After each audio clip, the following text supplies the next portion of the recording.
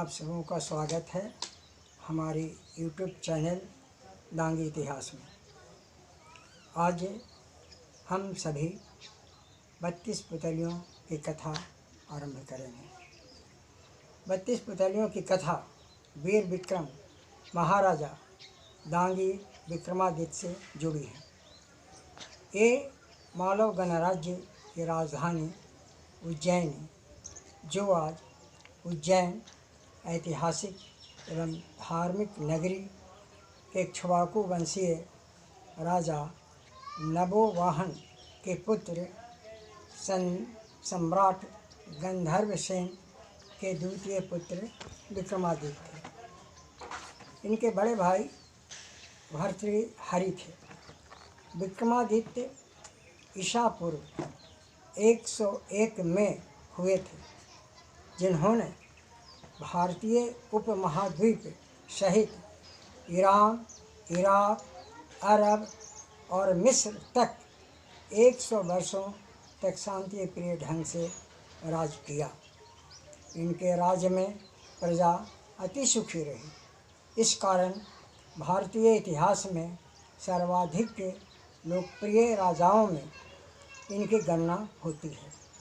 ईसा से 57 वर्ष पूर्व भारत से अत्याचारी शकों को सदा से निकाल भगाने में इनका सबसे बड़ा योगदान रहा और इसी खुशी में इन्होंने मालवानांग जय नाम का सिक्का चलाया और इन्होंने अपने विक्रम संवत की शुरुआत की, जो ईसा से 57 वर्ष पूर्व आरंभ होती है।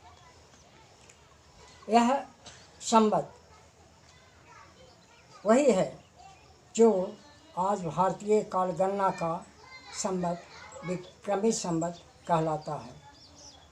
हम आज उसी कड़ी में आज जानेंगे कि डांगी महाराजा विक्रमादित्य की नीति, त्याग, दया, दान, धर्म और न्याय जो इनके जीवन से जुड़ी थी, वह 32 पुतलियों के द्वारा किस प्रकार कथा के रूप में लोकप्रिय हुई। भारतीय इतिहास और साहित्य की दृष्टि में यह सिंहासन बतीसी के नाम से भी जाना जाता है। इनकी इन कथाओं से यह भी स्पष्ट होता है कि महाराजा विक्रमादित्य के न्याय करने का क्या ढंग था। साथ ही यह भी स्पष्ट होता है कि आखिर ऐसे महात्यागी, दानी, निस्वार्थी राजा का नाम आज हजारों वर्षों बाद भी क्यों लोकप्रिय है। समाज, नीति और धर्म शास्त्र से जुड़ी इन कथाओं का ही वर्णन 32 पुतलियों के माध्यम से किया गया है। साहित्य ग्रंथों में विक्रमादित्य के सिंहासन के नाम से जुड़ी कथाएं ज़्यादा प्रसिद्ध हुई हैं। किंवदंती में जुड़ी कथाओं में कहा जाता है कि विक्रमादित्य के शौर्य, दान, पराक्रम से प्रसन्न होकर इंद्र ने इन्हें रत्न जड़ित दिव्य स्वर्ण सिंहासन उपहार में दिया था, जिसमें 32 पुतलियां लगी थीं। कहा जाता है कि यह सिंहासन 32 हाथ लंबा और 8 हाथ ऊंचा था। कथा यह भी है कि यह सिंहासन राजा भोज को उज्जैनी के टीले में खुदाई के उनके शासनकाल में मिली थी। सिंहासन द्वात्रिशंका तथा सिंहासन बतीसी आदि नामों से प्रकाशित पुस्तकों में इन पुतलियों के नामों का वर्णन है।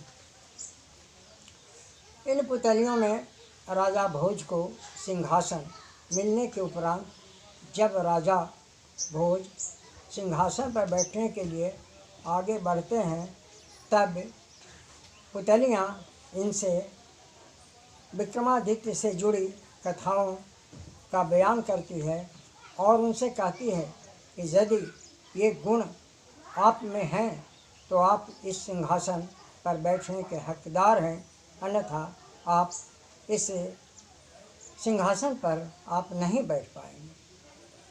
तब पहली पुतली रत मंजरी जब राजा भोज सिंहासन पर बैठने के लिए आगे बढ़ते हैं तो हंसते हुए उनके सामने प्रकट होती है और कहती है, इस सिंहासन पर बैठने का अधिकारी महाराजा पराक्रमी विक्रमादित्य ही थे, जो तेजस्वी, शक्तिशाली, बुद्धिमान और धनवान थे। वे आपसे ज़्यादा तेजस्वी, शक्तिशाली और ऐश्वर्यशाली थे, उनमें तनिक भी अभिमान नहीं था।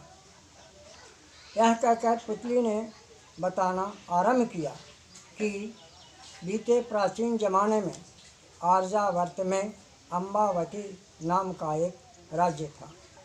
उसके राजा गंधर्वसेन थे। गंधर्वसेन वर्ण व्यवस्था में विश्वास नहीं रखते थे। गंधर्वसेन विक्रमादित्य के पिता थे और गंधर्वसेन यह चाहते थे कि समाज से विसंगति दूर हो जाए। इसलिए उन्होंने अपने पत्नियां चारों वर्णों से रखी। पहली ब्राह्मण वर्ण की पत्नी से ब्रह्मनीत नाम का पुत्र जन्मा। दूसरे क्षत्रिय वर्ण की पत्नी से तथा चंद्र और शूद्र वर्ण की रानी से धन्वंतरी नामक पुत्र जन्मा। क्षत्रिय वर्ण की पत्नी से भर्तृहरि और विक्रमादित्य हुए तथा वैश्य वर्ण की पत्नी से चंद्र हुए। जब पुतली एक कथा कहकर राजा भोज से कहा कि यदि तुम राजा विक्रमादित्य के जैसा प्रतापी, यशस्वी, न्यायप्रिय और प्रजापालक राजा रहे हो तो इस सिंहासन पर बैठने का हकदार हो। इतना कहकर सामने खड़ी पुतली पीछे हटकर अपने स्थान में समा गई।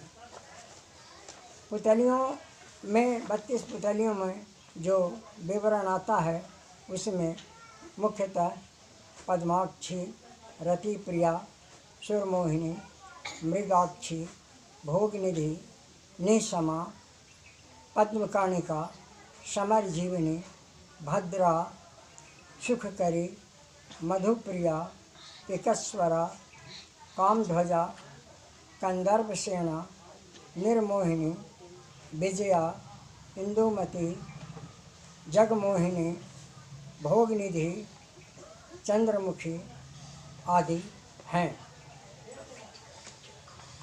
अब आगे की पुतलियों की कथा अगले एपिसोड में आप जानेंगे।